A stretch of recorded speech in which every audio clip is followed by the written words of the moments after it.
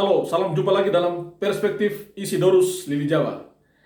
Semoga saya menjumpai sahabat-sahabat Perspektif Isidorus Lili Jawa dalam keadaan yang sehat walafiat, lahir maupun batin. Kali ini kita akan mengulas satu topik menarik. Anggaran Pesparani kurang, apakah Pemprov NTT ingkar janji? Ya, mungkin saudara-saudara sudah mencermati pemberitaan terkait ini. Saya mencermatinya dari pemberitaan media online Fortuna.press. Di sana dinyatakan bahwa LP3KD, panitia yang melaksanakan kegiatan Pesparani, mengalami kendala. Kendalanya adalah panitia kekurangan dana. Dana untuk Pesparani ini sebesar 5 miliar itu menjadi tanggung jawab pemerintah Provinsi Nusa Tenggara Timur. 5 miliar ini diperuntukkan untuk melaksanakan Pesparani tingkat Provinsi Nusa Tenggara Timur dan juga menyelenggarakan Pesparani tingkat nasional. Untuk kita ketahui bahwa tahun 2022 ini Pesparani tingkat nasional itu akan dilaksanakan di Kota Kupang, Provinsi NTT sebagai tuan rumah, yang akan terlaksana pada bulan Oktober tahun 2022 nanti. Sedangkan Pesparani tingkat Provinsi Nusa Tenggara Timur, Kota Kupang sebagai tuan rumah, akan dilaksanakan semestinya sesuai jadwal tanggal 3 sampai dengan tanggal 11 Juli tahun 2022.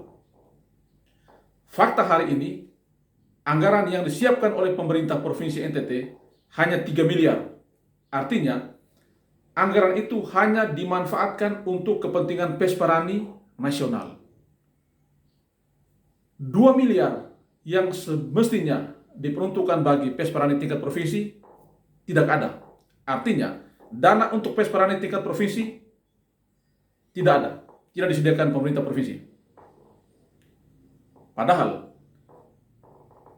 kita harus mempersiapkan kontingen NTT untuk bertanding, berkompetisi dalam Pesparani tingkat nasional. Lagi pula, kita adalah tuan rumah Pesparani tingkat nasional itu. Nah, ini kendala yang dihadapi hari ini.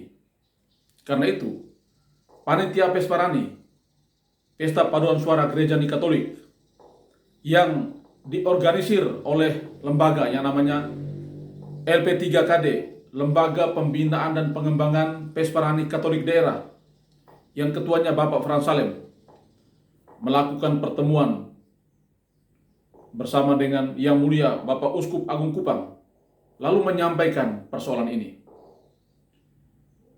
Ya, memang kita harus mencari jalan keluar. Pemerintah hanya bisa menyanggupi 3 miliar. 2 miliar itu harus dicari. Karena itu, panitia sudah melakukan pertemuan dan berdasarkan informasi media bahwa Yang Mulia Bapak Uskup Agung Kupang berkenan untuk memberikan bantuan senilai 300 juta. Bahkan kata Yang Mulia Bapak Uskup, kalau panitia bisa mencari uang sejumlah berapa, Yang Mulia akan memberikan sejumlah itu. Kalau panitia mendapatkan 500 juta, Bapak Uskup akan membantu 500 juta rupiah. Nah, ini kabar gembira bagi kita semua. Ya, kita memang perlu berterima kasih juga kepada pemerintah provinsi karena sudah mengalokasikan 3 miliar. Sisanya, biarlah panitia yang berjerih lelah untuk mencari dana itu. Karena sebagaimana dikatakan oleh Yang Mulia Bapak Uskup Agung Kupang, Pesparani ini adalah pesta kegembiraan, pesta sukacita. Karena itu, kita harus melaksanakan acara ini dengan penuh kegembiraan dan penuh sukacita. Dan saya sangat yakin dan optimis bahwa panitia akan melaksanakan tugas ini dengan sebaik-baiknya. Kekurangan dana itu tentu akan bisa teratasi dengan berbagai terobosan dan pendekatan. Ya, Bapak Uskup sudah menyampaikan bahwa butuh pelibatan dari umat. Ini benar.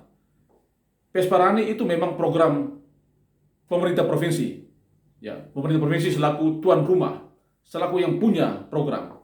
Tetapi kita, umat, perlu mengambil bagian dalam peristiwa ini. Kekurangan dana 2 miliar itu mesti juga menjadi tanggung jawab kita, tanggung jawab umat. Toh, gereja itu bukan soal bangunan. Gereja itu adalah umat Allah. Gereja itu adalah kita. Maka saya percaya bahwa ada begitu banyak orang-orang yang berkehendak baik yang mau membantu menyukseskan Pesparani ini. Atau begitu banyak hati yang terbuka yang mau berbagi kasih dengan panitia untuk menyukseskan Pesparani ini. Sekarang tinggal bagaimana caranya panitia mengelola semuanya itu. Saya selalu ingat prinsip pendiri Serikat Sabda Allah, pendiri suster-suster SSPS dan SSPS Adorasi Abadi, Santo Adolfus Jansen. Beliau selalu katakan, uang itu ada di saku para penerima.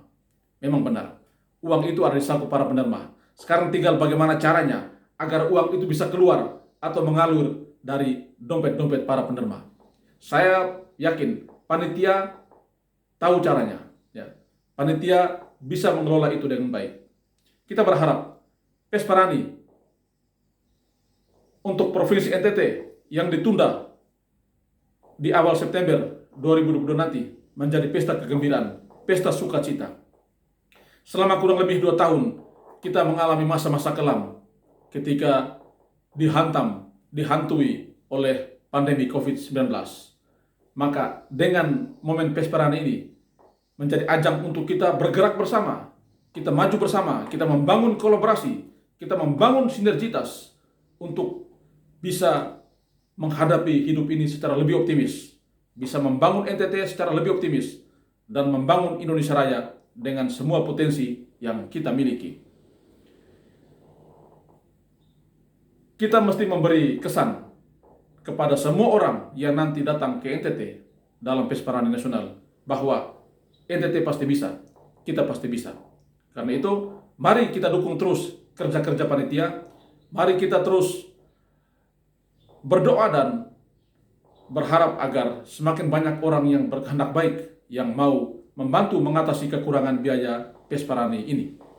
Karena kesuksesan Pesparani NTT adalah juga sukacita dan kegembiraan kita bersama.